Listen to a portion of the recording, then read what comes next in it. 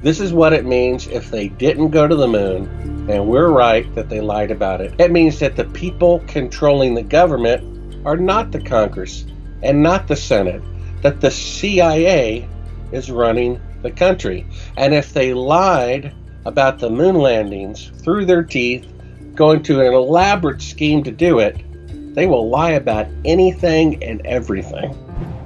Hey friends, thanks so much for tuning in. Join me as we take a walk down occult lane and cover a topic we've not covered very much in the past, and it's the topic of the moon landings. And before we begin, I just want to remind everybody that in 1968, the Club of Rome was formed, and its purpose was to create a crisis that would unite the world and condition us all to the idea of global solutions to local problems. In a document called The First Global Revolution, authored by Alexander King and Bertrand Schneider, on pages 104 and 105, it stated, "In searching for a new enemy to unite us, we came up with the idea that pollution, the threat of global warming, water shortages, famine and the like would fit the bill.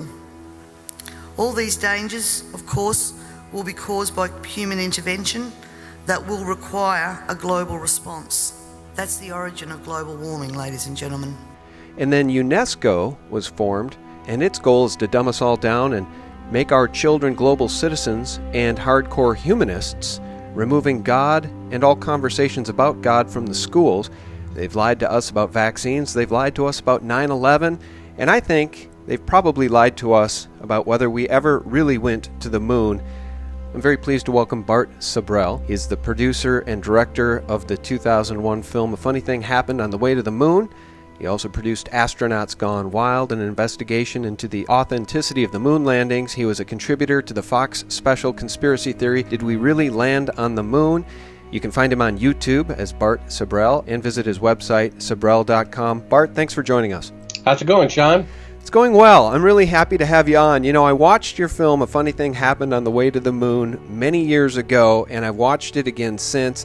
I think it is just a fantastic documentary because, you know what? It forces people to use their critical thinking skills, and once you start to do that, you discover sound bites like this one. Let me play this, Bart, just to set the stage for our skeptics out there and the hardcore believers that believe much that they were told as children. This is from NASA's Eugene Kranz, who said they just don't have the telemetry data anymore. I haven't seen anything that indicates the telemetry data is even in existence, and as I said, even if we had it, we don't have the machines to play it back.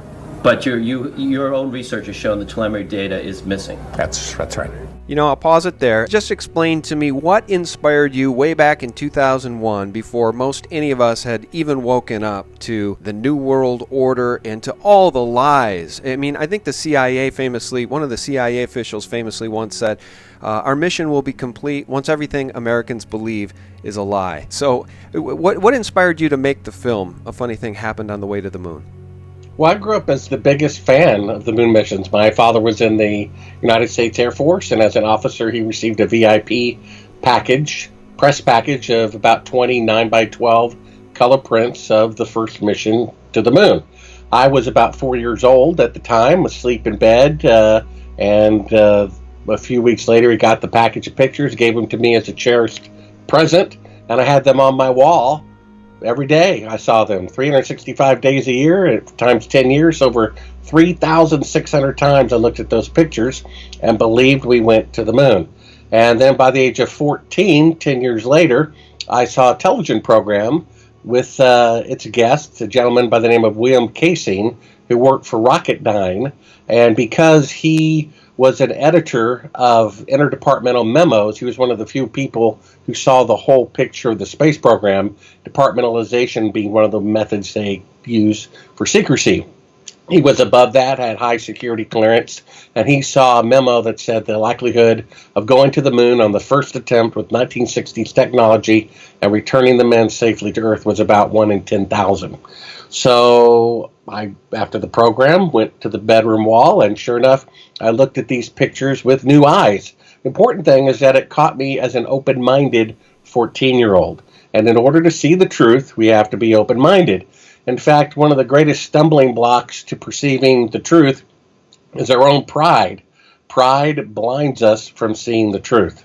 And fortunately, this notion that the moon landings might have been falsified caught me open-mindedly. And I looked at the pictures, and sure enough, there were anomalies in the photographs, which I discussed in A Funny Thing Happened on the Way to the Moon. Then you add another 10 years to that. By the time I was 24, I had become a filmmaker. My job as a filmmaker is to make fake scenes look real.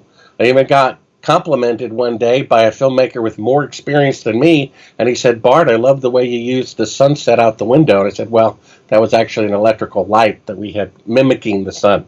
So that's how I discerned that the pictures were not real, that they were lit in a television studio, because that's the craft that I worked with. And I can tell you even what kind of lighting they used, that it was not sunlight, it was electrical light, and it was this kind of electrical light. Well, there I am, 24 years old, editing a film one day for the producer of the TV show I'd seen 10 years earlier as a 14-year-old, whose guest said we didn't go to the moon. And I said, "Do you remember the guy who said that?" And he said, "No, I don't remember, but call the San Francisco production office." I called them up, and they said, "Good thing you called today, because we're about to delete all 10-year-old files, and you would have never been able to track down the guy." So I tracked him down, and already then I was thinking, Sean, if they didn't go to the moon, they might have killed this guy and had someone impersonate him so that whistleblowers would come to him and they could take care of that. So I even called him from a payphone across the street just to make sure I was being as cautious as possible. But within a few minutes, he had this great grandfatherly personality that I knew he was genuine. And he suggested that I do a film about it, being a filmmaker. Well, I paid my salary myself for about 6 months out of savings and did nothing but research how the shadows that should be parallel in sunlight intersect, sometimes at 90 degrees, how 2 of the 3 astronauts from the first mission rarely give interviews, how the administrator of NASA resigned days before the first mission, how the Soviets had launched the first satellite, the first animal, the first man, the first woman, the first spacewalk, the first crew of 3. All these firsts, 5 times amount of hours in space as the U.S., and they never went to the moon. And I started thinking, maybe the guy's right. I would say at that point, I estimated there was about a 1 out of 4 chance that the moon landings were fake. Seeing how it's the greatest event in history, next to creation and the Messiah coming, I'd say that's a dangerous possibility. Now, I have a relentless personality. I've always liked puzzles. I even drew mazes as a kid. And I said, if they didn't go to the moon, I'm the type of guy who could dig that up because I like puzzles and I'm relentless. So I actually, Sean, turned down the project for fear of my life. I said, if they didn't go to the moon, this could be dangerous, looking into this. And I wanted to have a wife and family someday. And I said, why should I risk my life for someone else's folly years ago? So I actually turned down the project. Then another 5 years go by. I started reading the Bible at the request of a client who said, hey, if you read the Bible, I get this script of yours to a famous filmmaker. I picked up the 1-year Bible in 1989. And in 5 years, I had read the Bible 5 times. And I still wasn't a Christian, but I at least had a foundation that there is right and wrong, there is light and darkness, and there is a distinction between the two. And that if they didn't go to the moon, I realized, Sean, that would be more profound of an event historically than if they'd actually gone. Let's say they could go, they could put a man on our closest planet, heavenly body to Earth, and come back, or they didn't go. They embezzled what would be now $150 billion, murdered people to keep it a secret, lied to Congress, lied to the Senate, lied to the scientific community, lied to the encyclopedias, and this is the government that claims to be the righteous light on a hill. If that happened, that would be more profound of an event historically than if they had actually gone. And I realized this might well be the case. And for the sake of history, like having a cure for cancer that's repressed, I said, I'm going to die anyway, and I might as well die for a purpose. So I changed my mind 5 years later. I started producing A Funny Thing Happened on the Way to the Moon. We raised about $1 million to produce these films, and the financier of our films is right now a board member of an aerospace company building rockets for NASA, who wishes to remain anonymous. And he knows from an engineering point of view, the the calculators that they had back then, the computer processing power, which is 1/1,000,000th that in all of NASA that a modern day cell phone could not calculate the trajectories and the synchronizing of the two rockets, mating, lifting off from the moon and mating with the spacecraft allegedly orbiting the moon. Well, and not to mention, let me jump in and say, not to mention the impossibility of real-time communications at a distance of 240,000 miles. I mean, the point is that anybody with a cell phone who's lost signal knows that it would probably be very difficult with late 1960s technology to communicate in real time with a spacecraft 240,000 miles away, Bart. Well, yeah, this investor who has an IQ in the range of Bill Gates and Einstein, who put up $1 million, who's right now building rockets for NASA, okay? He knows from an engineering point of view that they cannot go to the moon today, much less 50 years ago. The reason why they destroyed all the technology and all the blueprints and all the data that would have proved how they did it was to mask the fact that they didn't do it. So they're saying they spent $150 billion to go to the moon, and the rocket specifications to prove how they did it, they deliberately destroyed. The telemetry data to prove where the spacecrafts were, they deliberately destroyed. And all the original photographs and videotapes which would prove it, they deliberately destroyed.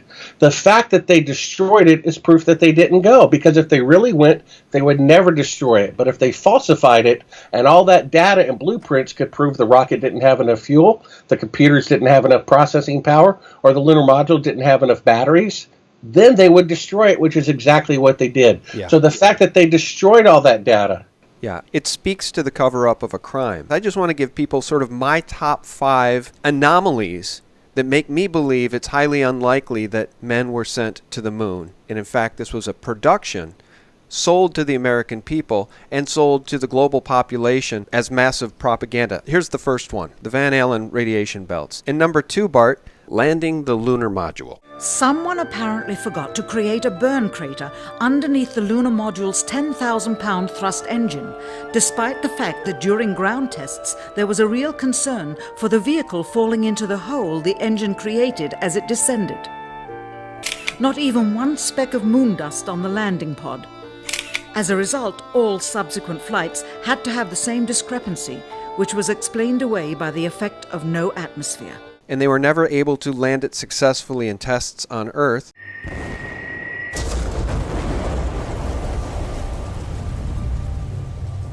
Number 3, the audacity of telling us they brought a rover, a dune buggy, to the moon. I mean, are you serious? They had this thing down so perfectly well, and it was so easy and so risk-free that they brought the extra added weight of a dune buggy so they could tool around on the moon. It's absolutely preposterous. The cost of the 3 moon rovers in 21st century currency? Nearly $60 million each, though they had fewer parts than a Jeep. Where was all this money going? Number 4, background mountains in many of these pictures are identical, and it's impossible for them to be identical. Here's one with the lunar module. And then here's the same mountain shown with no lunar module. And number 5, the Apollo 11 post-moon landing conference with Buzz Aldrin, Michael Collins, and Neil Armstrong, where it feels a lot more like a funeral than a hero's welcoming of 3 men that just landed on the moon. When you looked up at the sky, could you actually see the stars and the solar corona in spite of the glare? We were never able to see stars from the lunar surface or on the daylight side of the moon by eye without looking through the optics. I don't recall during the period of time that we were photographing the solar corona what stars we could see. I don't remember seeing any. Those are sort of my top 5 anomalies that make me believe that there's more to the story, Bart. Well, Sean, believe it or not, if you read this article, which you're going to link in your video, which is called Did They Really Walk on the Moon 48 years ago on the very first attempt? There is so much evidence in that article. Now, it's a lengthy article, and it has lots of video clips and references. There's so much more proof that they did not go than the fact that they claim that they did. And here's why. If you could name any time in world history, so we got, at least 6,000 years or more of civilization, if you can mention just one other time in which a milestone was met, like let's say first flight in 1903 by the Wright brothers, or crossing the Atlantic in 1927 by Lindbergh, or the atomic bomb in 1945, or breaking the sound barrier in 1947, or climbing Mount Everest, or going to the South Pole. If you could mention any other milestone in history that once it was broken, no one on Earth from any country was able to repeat it for 50 years. The only instance that has happened is the moon landings. Because if they could go to the moon on the very first attempt with 1960s technology, men would have been on Mars 25 years ago. Yeah. I mean, it's so illogical. Absolutely. It's unbelievable. It's like someone saying we split the atom, but we can't repeat it for 70 years. They're saying it's going to take 20 years from today to, quote, return to the moon. But their goal in the 60s was only 8 years. So with 50 years older technology, it only took them 8 years to go to the moon. And now with half a century, better rockets and computers, it's going to take them 20 years to go to the moon. The farthest they can go today is 1/1000th, as they claim to have gone 50 years ago, with 1/1,000,000th the computing power of a cell phone, with all that antiquated technology. It just is completely illogical. The only reason why people still believe we went to the moon, despite that obviousness, is because it's a positive conspiracy. I don't know of any other positive conspiracy. I mean, whoever killed JFK, he's dead. Whoever did 9/11, 3,000 people are dead. But this is a positive conspiracy. We went to the moon. America's great during the Nixon administration, during the Vietnam War protests, a distraction, a pep rally, something to feel good about. Your team won the Super Bowl. Well, what if I told you, Sean, your team, your hometown, they cheated to do it? You're ready to punch me in the face. And what if it's true? I mean, it's to me, it's so amazing. There's so much proof that they didn't go compared to their acclaimed of the facts that they claimed they went to the moon. There's really no comparison. Yeah. Well, let me back you up here. You know, cars have gotten more economical and more powerful.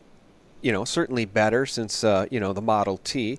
Same with computers. They've become faster and more powerful and much smaller. We now have iPhones, as you said, in our pockets with more computing power than NASA had to send these astronauts to the moon. And here's NASA's Don Pettit saying, darn it, we'd love to go back to the moon, but we destroyed all the technology that got us there.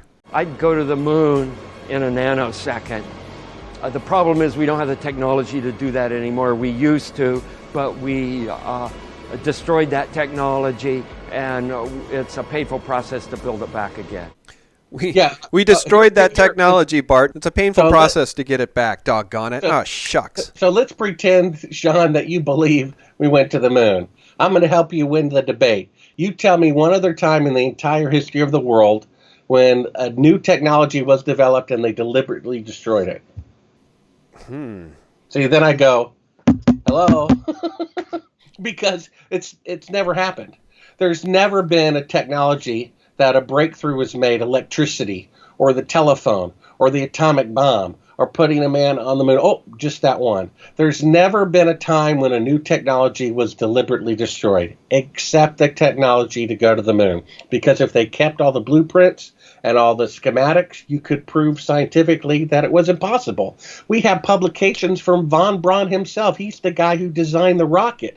And he said originally it would take 3 rockets, each taller than the Empire State Building, each weighing 800,000 tons to reach to the moon. And the Saturn V only weighed 2,500 tons. Yeah. It's a difference of 30,000%.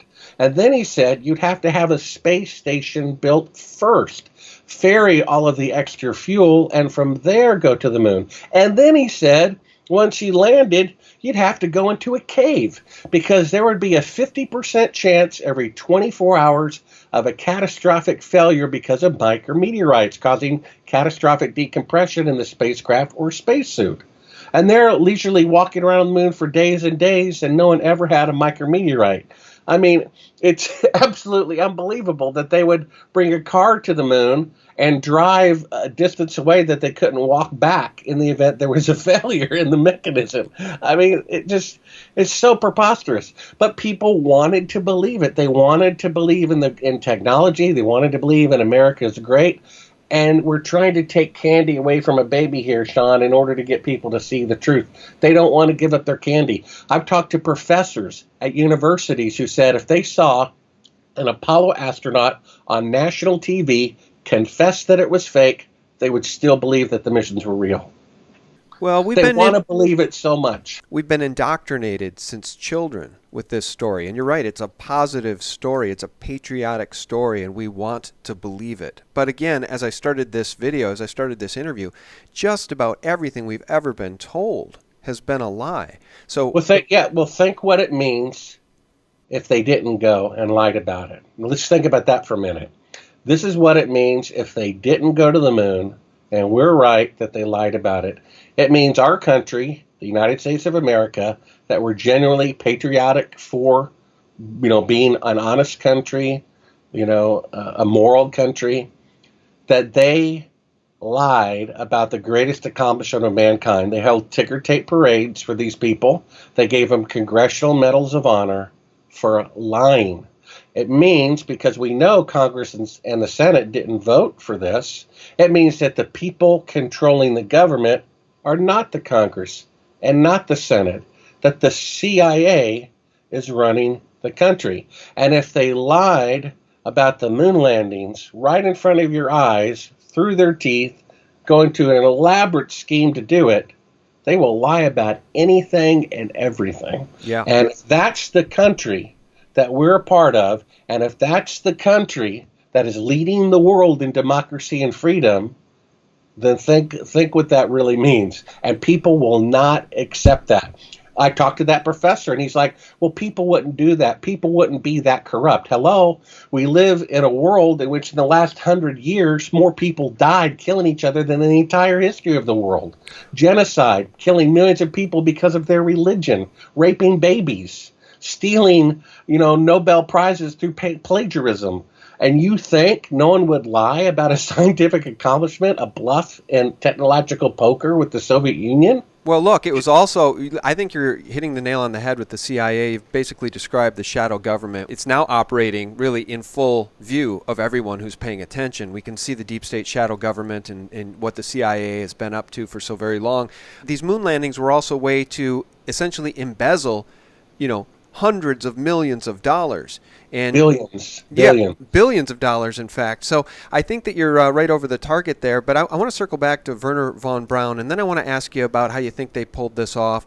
Stanley Kubrick, front screen projection technology, stuff like that, if you want to weigh in. But Wernher von Braun said this, and I didn't know that he had become a godly man, but I think through his exploits with NASA, which we know was a cult institution in its foundings with Jack Parson, etc.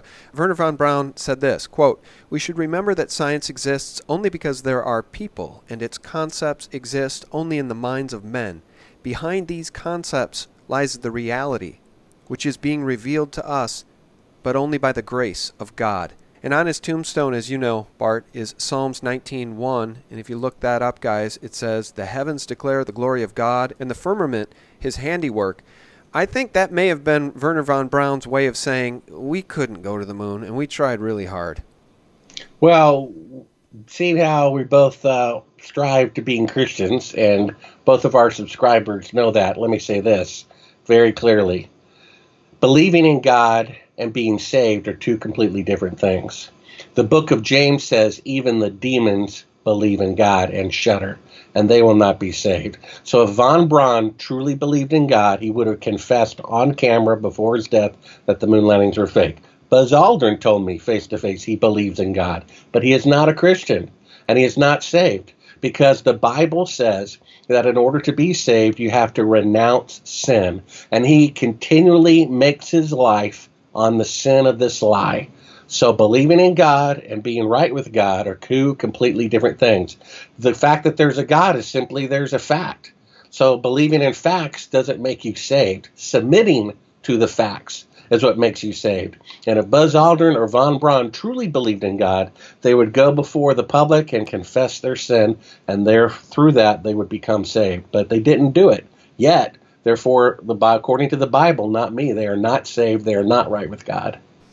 Let me ask you how you think they pulled this off. Where do you think they pulled it off? Do you have any idea? And do you think that Stanley Kubrick's front screen projection was used? I know NASA and Stanley Kubrick had a very cozy relationship when he was making 2001: A Space Odyssey, and he had access to technology and cameras from NASA that nobody else on the planet had access to. I think that's a very, very interesting part of the story. What's your thought on how they pulled this off? Well, actually, his relationship with the U.S. government and the military began long before that. It was actually during the making of the film Dr. Strangelove, where he got basically the technology of the B-52, put that in the background, and from then on, of course, the kind of the black humor, dark humor of the film was kind of very attractive and appealing to intellectuals in the military as well. So the military loved Dr. Strangelove. They thought it was a brilliant film. He got access to, at that time, pretty secretive equipment, photographed it in the film, and got away with it. And, of course, 2001, produced in 1966, 67, 68, was about going to the moon. And seeing how the moon missions were faked, that means someone was in charge of the fake photography.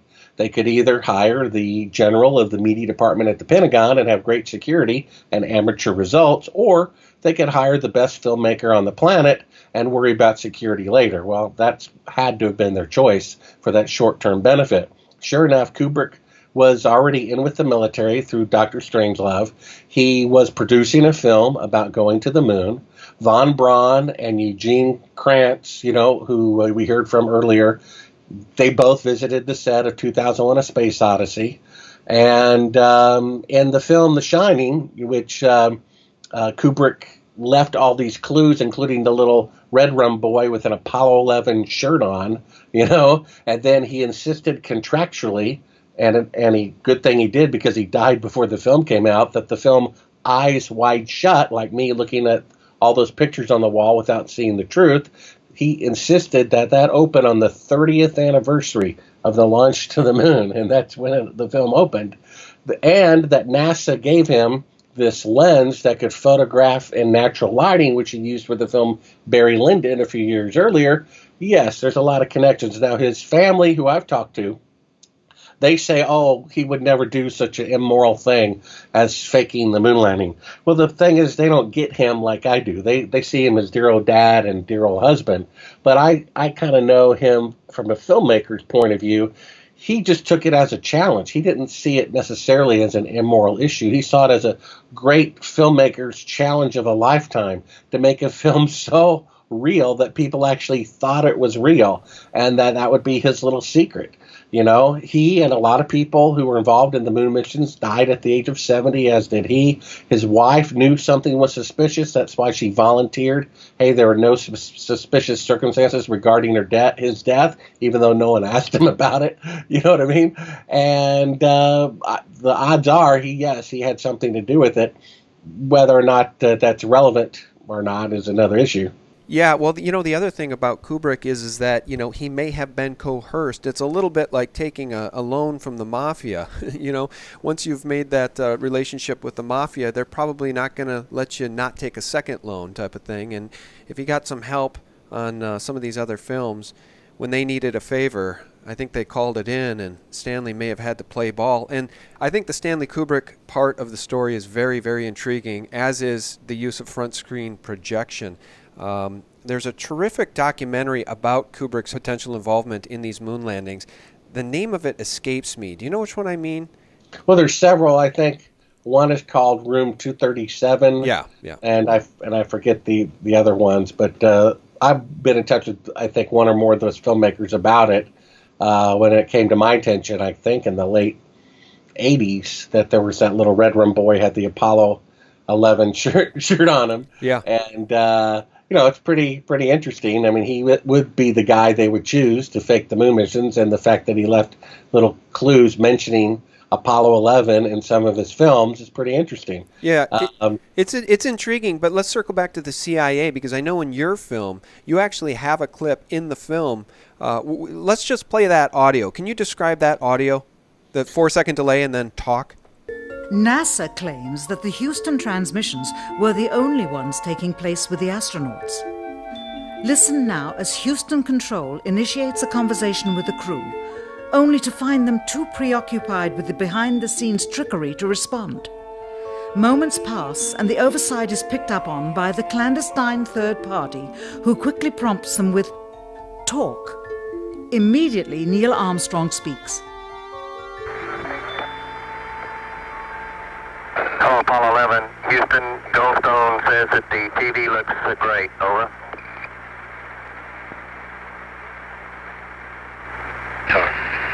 Okay, Roger.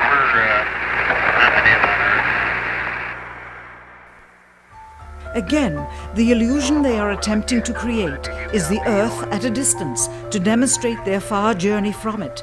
Yeah, so I'd get back to, so after my hiatus of turning down the project and then reading the Bible and realizing that I'm going to die anyway, I might as well go out in a blaze of glory fighting for the truth, I changed my mind, decided to produce the film, A Funny Thing Happened on the Way to the Moon, raised about $1 million for the series of films, and about 3.5 years into this 5-year project, I again thought there was at least a 1 out of 4 chance that the moon missions were fake, but I was still trying to be open-minded and given the benefit of the doubt. Then about 3.5 years into this 5-year project, I pop in a tape and it says on the screen, "Do not show to the public." An old reel received by mistake. It contains the raw or unedited footage of the crew of Apollo 11, Michael Collins, Edwin Aldrin Jr., and Neil Armstrong, staging part of their mission for nearly an hour in living color, with exceptionally clear behind-the-scenes audio of conversations discussing the techniques used to achieve a disingenuous picture depicting the Earth at a distance. So for detractors of the film who say this footage is readily available, all you got to do is see the beginning of the head of the reel. It says, "Do not show to the public." So for having that on the head of the reel and claiming it's widely available, it's a pretty big contradiction. It's amazing when people lie to prove their points, then their points are lies. You know what I mean? Well, that's what Snopes does full time. That's all Snopes is it's to discredit viable and intelligent conspiracy theories. And in fact, many of them are just wide openly well-known conspiracies. They're not even theories anymore, like the whole 9/11 false flag event. I mean, but leave it to Snopes and these people to try to debunk everything. So, but that piece of footage, how did you get that footage? That just magically was mailed to you? Well, Bill Casing thinks someone sent it to me deliberately. I can tell you that what was on the label of the tape and what was in the content of the tape were two different things. Most reporters were satisfied with their pre-edited compilation reels. So when the event happened and in all the subsequent anniversaries where they show a few seconds of the mission, they only looked at the first few tapes that came out of NASA's press office and were satisfied. I asked for everything, every picture, every video, every film footage, everything from just the first mission. I figured if they faked it, they're more likely to have made a mistake the first time they faked it. Well, after 20 or 30 of these reels being basically the same thing over and over again, I kind of got tired of looking at them. And when I was editing the film, not with nonlinear equipment, I had kind of postponed the first part of the film where I wanted the countdown in real time. And I always had clips of it going from a minute to 30 seconds to 10 seconds, but nothing a minute all the way down, which I thought would be kind of dramatic. So I finally went through the last couple of reels of footage that I had and popped one in. It said, "Do not show to the public," and I hit fast forward. And even though I had specifically asked for unedited footage, everything from NASA was edited, except this and one other reel. And so I've seen this shot of like a black TV screen with a little blue tennis ball sized Earth in the middle of it for 10 minutes, 20 minutes, 30 minutes, 40 minutes, kind of wiggling around and thinking, oh, this is unedited footage. This should be pretty good. So I rewound it, hit it play, so watch it in real time. And you hear NASA say, actually it's Goldstone or something. No, it's NASA saying, NASA headquarters saying, hey, the TV picture looks great. Then there's about 4 seconds of dead air. And then Neil Armstrong says, yeah, we're glad the TV picture looks great, or something like that. But right before he responds, you hear crystal clear. So doesn't have a radio EQ of NASA, doesn't have the radio EQ of Houston or the astronauts. It's like crystal clear on a microphone, some third party saying talk. Understand, too, that only about 20 seconds of this raw footage was ever broadcast to the public, and these conversations discussing their deception were believed to be private. Until now. Here they discuss that these television transmissions were in fact not broadcast live as everyone believed. They were first screened and edited for playback later. Roger, Neil. We just wanted a narrative such that we can, when we get to playback, we can sort of correlate what we're seeing. Thank you very much. Here they discuss the fact that they have turned out the lights and have blocked out sunlight from entering the spacecraft through the other windows, as to not cause any reflected light to fall onto the spacecraft's wall in the foreground. Okay, very good. Well, we shut out the sun coming in some of the other windows into the spacecraft, so it's looking through the number one window, and there isn't any reflected light. The reason this was done is so that the truth of the matter would not be revealed. It is this. Though the federal government would have you believe that this is a view of Earth from a distance out of the spacecraft's window as it nears the moon, it is not. What they have ingeniously done is placed the camera at the back of the spacecraft and centered the lens on a circular window in the foreground, outside of which it is completely filled with the Earth in low orbit. The circumference of the window then appears to be the diameter of the Earth at a distance, with the darkened walls of the spacecraft appearing to be the blackness of space around it. That is why they wanted the interior dark and blocked out the sun from entering through the other windows. Finally, the iris is opened up and you can see the real location of the camera and the very bright and near Earth out the window. Here is the slate for the 19th of July, and the same shot of trickery on the 19th of July, and then the 20th, and the same misleading shot on the 20th. Later that evening, they were said to be walking on the moon. How can this be when they were in Earth orbit only 9 hours earlier, and the moon is some 3 days' journey away? Furthermore, if they genuinely went to the moon, why would they be faking any part of it? Why this trickery with the window? By faking being halfway to the moon, it becomes apparent that they did so because they could not even go halfway. It thus confirms that the stumbling block to their success was the lethal radiation of the Van Allen radiation belts. They're just in Earth orbit. They never left Earth orbit, right? They admitted it, in that clip of Kelly Smith from the Orion Project, that the Van Allen radiation belts, which don't begin until 1,000 miles above the Earth, and the space shuttle space station is only at 250 miles, and they say it's a dangerous field of radiation, when we must first develop the technology before we can send people through it.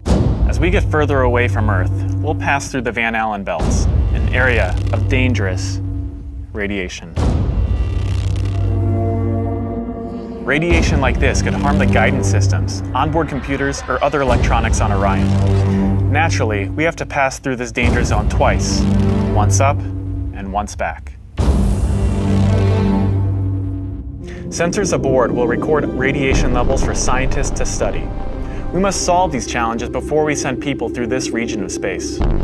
For this flight, it's time to head home. So 2 or 3 years ago, NASA admitted the technology necessary to protect the astronauts from this dangerous radiation has yet to be invented. Hello, then how did they go through it and back to the moon? So the fact is they cannot leave Earth orbit. This fake footage that we uncovered an unedited version of is them pretending to be halfway to the moon, which proves they cannot leave Earth orbit. And after NASA says the TV picture looks great, after there's 4 seconds of dead air, we hear the CIA say, talk. Hello, Apollo 11. Houston, Goldstone says that the TV looks great. Over.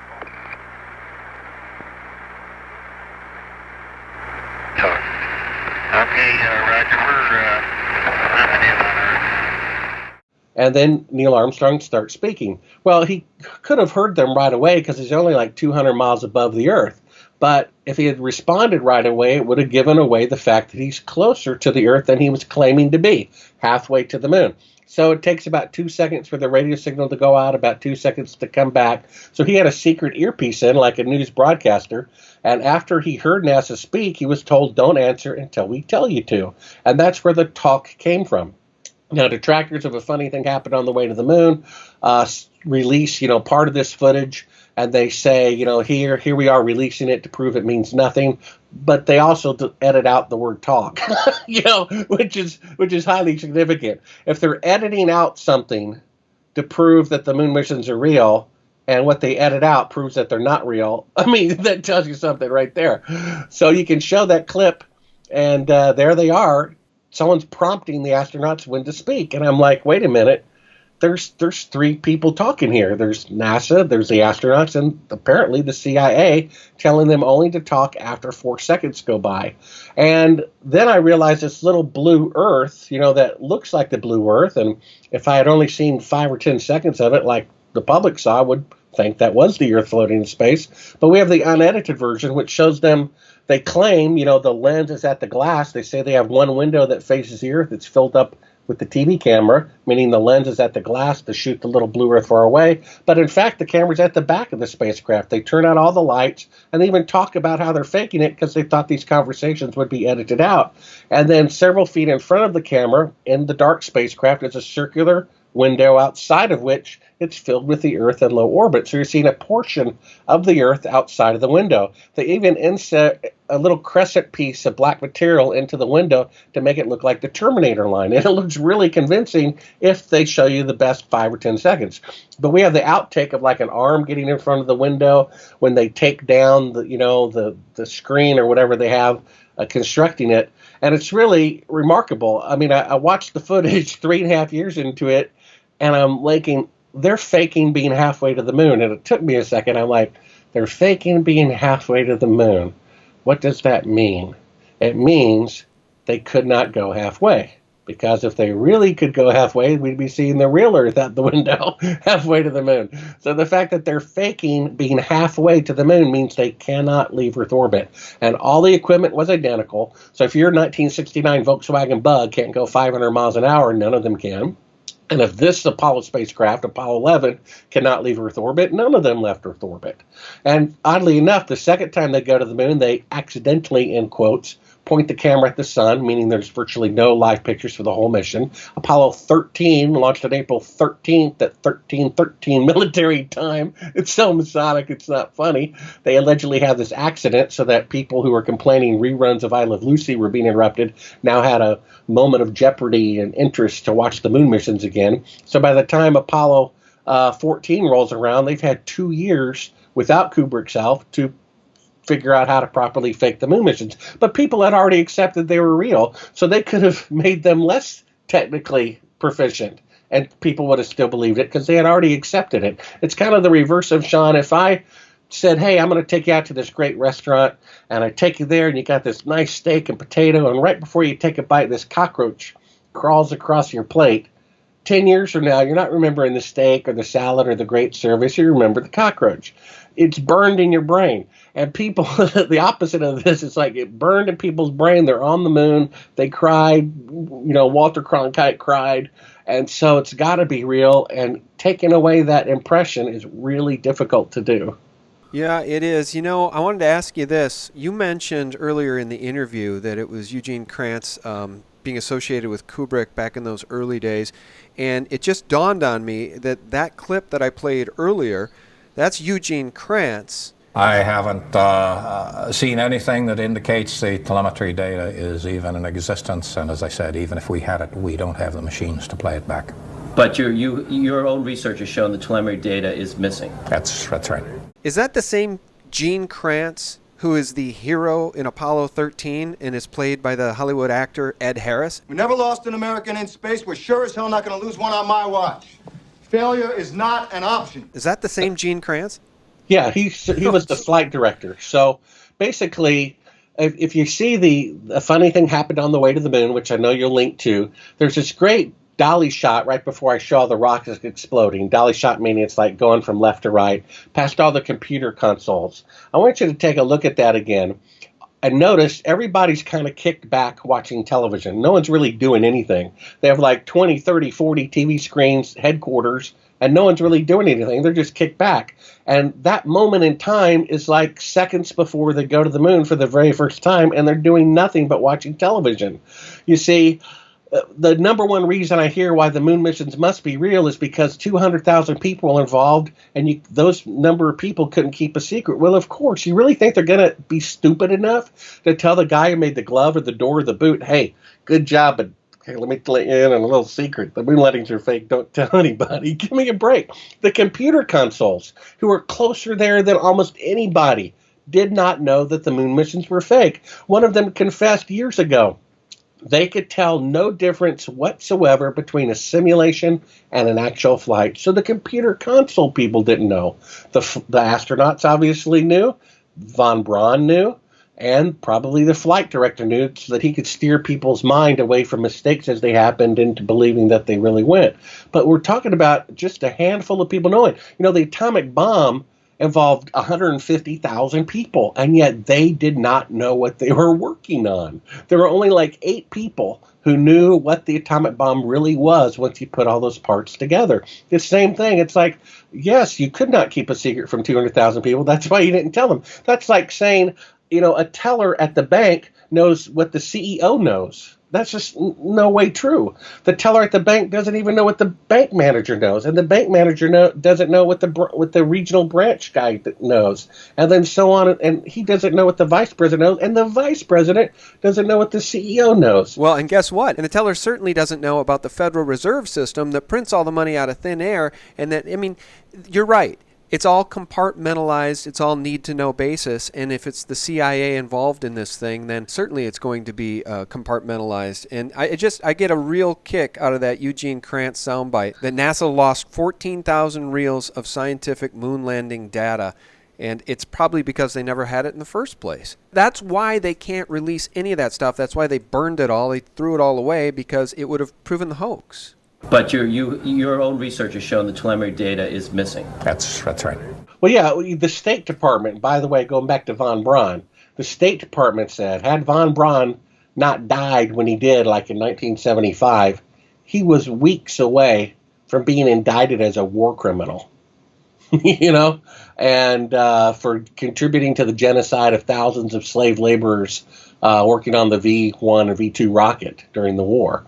And so, you know, the guy was a Nazi, and they knew all about deception and propaganda and things like this. You know, what's most hypocritical, we know the Bible says that people who teach or instruct the law are to be judged more strictly than everybody else. And yet our government is the exact opposite. All these laws that apply to you and I do not apply to the Congress and the Senate or the president or the FBI and all that stuff, which is exactly the opposite of morality. And so you have all these organizations that write laws. For example, after World War II, they said, okay, now propaganda, government-issued propaganda, they wrote a law. They said it's illegal for the press, the media, or the CIA or anyone to publish propaganda. What do you think the moon landing was? That was nothing but propaganda. Then you had in the late 1950s the quiz show scandal, where Time magazine had on its cover the smartest man in America, who was smart because he got the answers in advance. So to prevent that from happening again, Congress wrote a law. You cannot use television to deceive people. Of course, that does not apply to the government, who uses television to deceive people through the moon landings. I mean, the moon landings have to be real, because if they're not real, it means our country is so corrupt, it's mind-boggling. And that's why people still believe it's real, because they don't want to face the reality that our government is totally corrupt, totally immoral, total liars, and embezzlers of money, murderers of people.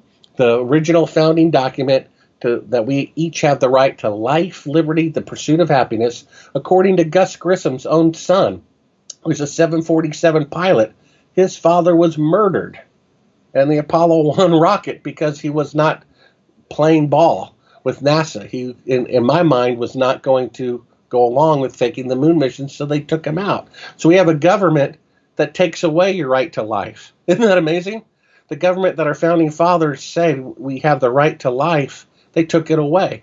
We have a government supposed to be of the people. Well, heck, the Congress and the Senate didn't even vote to fake the moon landing. That was done for us by the CIA. So it's a government of the CIA, of the obscure 1/1000th of 1% minority. So we don't have a government of the people anymore. It's mind-boggling, because if the moon missions are fake, that's what all of this means. It means we have a shadow government, that it's not a government of the people, that the government is taking away individual targeted assassinations of people who do not cooperate with the immoral behavior. That's what all of that means if the moon landings are fake. And yes, indeed, they are fake, and that means all the rest is true. Yeah, and you mentioned the propaganda against the people. I think it was the Smith-Mundt Act that was passed in the 70s to prevent the government from propagandizing to people in the domestic United States. And it was repealed in 2013, allowing the State Department and the government to deliberately propagandize, that means lie, folks, to the people. That's the nature of what we're up against. And you know what? I think you start your film, don't you? You start A Funny Thing Happened on the Way to the Moon with Matthew 10:26. I know it's nothing is hidden that will not be made manifest, right? That's right. For the time is coming when everything that is covered will be revealed, and all that's secret will be made known to all. And I feel like we are hitting that tipping point with the deep state and the shadow government being laid bare, with this bogus Russia meddling in our elections nonsense and the witch hunt out for President Trump. I feel like it's all being laid bare. You know, I think as we wrap this up, I just want to mention this too. We didn't get into SpaceX. We really don't have time, but I'll just leave folks with this. Elon Musk launching a roadster into space. You know what, guys? It just seems, again, to me like propaganda. And I'm not saying it didn't happen, but I will show this video glitch. Oops. Let me say the most relevant thing. You asked for an opinion about Elon Musk. Let me say the most relevant thing about SpaceX regarding whether the moon missions are real or not. And you can tell it's real because it looks so fake, honestly. Why he wants his fuel vehicles to descend burning fuel rather than by parachute is kind of a mystery to me. You know what I mean? It seems a little inefficient. But his vertical landing of these rockets as they come back down is beautiful. And I suspect they're real. But here's the point, though. In order to do the first vertical landing successfully, I think at least 10 of them blew up. So here we have a half a century better rocket and computer technology than Apollo 11, and the first vertical landing took 10 times. Well, I will play right now a piece of video here from a SpaceX live feed that was put up on YouTube of these vertical rocket landings that you've just described, and this live feed has been edited. The live feed was put up, and then they edited it after some anomalies were pointed out, and they fixed the anomalies. It's something that no other channel is allowed to do. Who edits live video? Does the NFL, MLB, NHL, WWE, or the NBA? No. Does Reds Rhetoric, Sean Hufford, Slice Barkane, or Soundly? No. Nathan Oakley, Globebusters, Iron Realm Media, or anyone else on YouTube? And I just think that there's more to the story with all of this stuff. And one last thing about SpaceX. These flights are run like college football games with all the cheering and nonsense.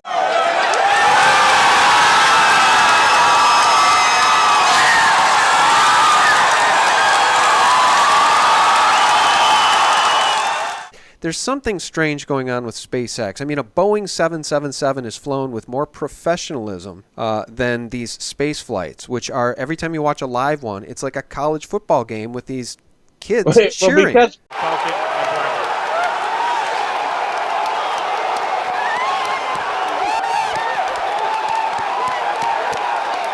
Well, because, Sean, you and I come from a biblical point of view, let me share this insight. I was watching what you're talking about the other day. Okay, so the rocket takes off or it lands and everyone applauds. What they're doing, Sean, is they're applauding themselves. It's like, okay, I made a toaster, I plugged it in, it made toast. Aren't I great? Yeah, but it's applauding yourself. Oh, agreed. But it feels like so much propaganda because, again, we know applauding yourself is dangerous. Yeah, but who are all these SpaceX people that just have the time to just stand around and celebrate like a big party? Like, again, the flight controls on the flight deck of a 777 are much more buckled down, as is the flight control tower. Right? You can't be cheering and having a grand old party every time a 777 takes off or lands. Look, I've been on airplanes with pilots. It's extremely professional. That's not what's happening at SpaceX. So again, they got caught editing a live feed that had been posted to YouTube and then changed later to alter these anomalies. They showed 2 rockets coming down, the vertical landings. It was clear that they were the exact same image on both cameras, and they changed it to make it look as though both of those rockets were coming down independently and landing on 2 different landing pads. They changed it. And so why did they change it? Why? That I don't know. Let me make sure I say one thing, though, before we go, Sean. Back when Bill Casey first did Oprah Winfrey Show, okay, back when Oprah Winfrey was, just getting recognized. Well, the first time he went on national TV and said the moon landings are fake, immediately the CIA came out and said, oh, yeah, and you believe the world is flat, too. And then the same thing, when I make my movie, when people read my article, when I do TV interviews and say the moon landings are fake, then all this stuff about the Earth being flat comes up. Look, people, the Earth is round. If it were flat, lighthouses would be at ground level rather than elevated, okay? I don't know why you would think. A bubble always forms a sphere, and planets as they form in the antimatter space with pressure around them always form as spheres for the same reason. Same way a bubble under the water always forms a sphere. Things naturally form spheres. Lighthouses are elevated because the Earth is curved. The flat Earth and the moon landings have nothing whatsoever to do with one another. It's only the CIA misinformation. Because here's the thing. What's his name on the radio show? Who's the number one conspiracy guy out there? What's his name? Alex Jones? Alex Jones, okay. He will never touch the moon landing topic. Now, you can think into that to a little bit deeper degree and figure that one out. Because if the truth comes out that the moon landings are fake, it means the CIA runs the government. It means so many horrible, horrible, horrible things that he won't even touch that topic. And the fact is, 100% the moon landings were fake. It's so simple. If they could have done this with 50 years older technology 50 years ago, there would be bases on the moon by now. Men would have been on Mars 25 years ago. The farthest a man can go today is 1/1000th the distance that they claim to have done 50 years ago with antiquated technology. The 747 took 160 engine design attempts before it got off the ground with 10 years newer technology than the Apollo rocket. You know what I mean? Yeah. There's never been a milestone in history that once accomplished, no one could repeat for 50 years except going to the moon. There's never been a technological breakthrough where all the schematics and everything were deliberately destroyed except going to the moon. To me, whether the Earth is triangular, a cube, circular, oval, or shaped like an octagon is irrelevant. I mean, there's a creator. Things don't make themselves. Cars don't make themselves. And the human body is departmentalized just like a car. There are components that, mimic a car, heart, fuel pump, and so forth, cooling system, nervous system for electrical wiring. Cars don't make themselves. People don't make themselves. Evolution says a lower form of life created a higher form of life. That's the exact opposite of logic. That's like a kindergarten teaching algebra.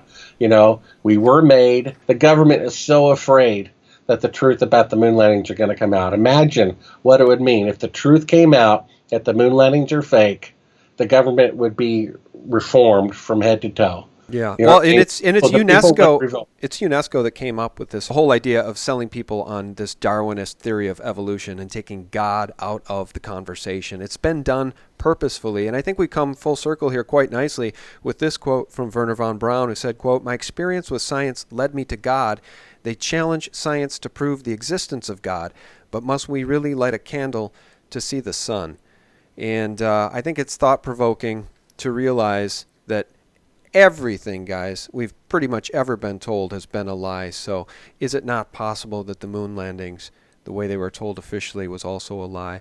I seem not to be able to end this interview, Bart, because I just sparked another thought. Have you been on the Joe Rogan show? I feel like you have been interviewed by Joe Rogan. I think I have. He and I know we met, I believe, in person in Los Angeles, had dinner together. Yeah. He's the guy who used to do that show where you eat cockroaches, is that right? Yeah, Fear Factor, and he's got one of the most popular podcasts in the world, the Joe Rogan Experience. And he and I have met and talked for hours privately in L.A. about this topic. Yeah, what he says publicly may be something different. I think somebody got to him because for a very long time he was a hardcore, eloquent prognosticator on the fact that it's almost 99.9% certain the moon landings were hoaxed. And only in the last few years has he sort of changed his tune to say, I'm a dumb guy, what do I know? So now he kind of says, well, I buy the official story because it's Occam's razor and it's easier to believe we went than not went. But Occam's razor is true, but they've inverted it, and they've tricked you that they've inverted it. Agreed. Which is easier to do, to make a film about going to Mars or to actually go to Mars? 100% agree. And so I See feel what I'm like... saying? So the simplest explanation is true, because technology does not go backwards, right? Yeah. So if they could go to the moon, I mean, the Wright brothers had a motorized kite, and they couldn't even get it off the ground in 20 attempts. And yet they're claiming the most difficult aerospace mission worked the first time, and that's never happened in the history of flight on anything. The 747 didn't get off the ground after 160 attempts. The Wright brothers took 20 attempts, and they're claiming the most difficult one worked on the first attempt with 50 years older technology, with 1/1,000,000th of computing power and a cell phone, and yet they can't repeat it today. Yeah. No nation on Earth can repeat it today. They did cold fusion, but they can't repeat it for 50 years. Technology does not go backwards. It's so simple. Yeah. People just will not give up this sacred cow. How dare you say the U.S. government lied about that? The U.S. government lies all the time. I was watching Obama, and they asked him, where do you have plans to go to watch the Super Bowl? And he just smiled and said, we haven't decided yet. And you could tell he was lying. He can't even say the truth like, I can't tell you that for security reasons. I mean, he lies about everything. You know what I mean? Every president just, lies all the time. Eisenhower went on there. Have you got spy planes flying over Russia? Nope. Oh, one was shot down 3 weeks later. Why didn't he just say no comment? Or maybe we do, maybe we don't. I don't discuss those things. It's just so sad. Here's the spiritual picture. The greatest event in human history, secular at least, is putting a man on the moon. So how ironic. In the fallen, disgusting world, we live in a world where half the people don't have clean drinking water, where 1% of the population owns, 50% of the wealth. And in that world, it's just so poetically profound that the greatest event in human history didn't happen. The Titanic, the ship that God himself could not sink, never made one voyage. The Tower of Babel to reach to the heavens, never finished. It's just so in line with the human pride, arrogance. It's just, to me, it reeks of a message from the Almighty to say, what have you guys done? It's just stooping so low. They lied for really no reason. There was really no reason to do it other than arrogance, pride, greed, to misallocate money. It's just pathetic. And in our country, I'm a patriot. People think I'm unpatriotic for saying this. No. What's unpatriotic is to have faked the moon missions. Those are the people who are unpatriotic, going around claiming to this day they went to the moon where they didn't. Those are traitors to our country. A government should be small and of the people and run by the people, and a government should tell the truth. Isn't that the case? So we're patriotic saying the moon missions are fake because they were fake, and them faking it was wrong. And unless you confess your sin, you're just painting over mold that's going to infest the nation in the future. So better to get that mold out now before it becomes worse. Amen. Guys, I'll put a link to a funny thing happened on the way to the moon in the more information section below. And if you want to learn more, you can visit. Well, why don't you shout out your website there, Bart?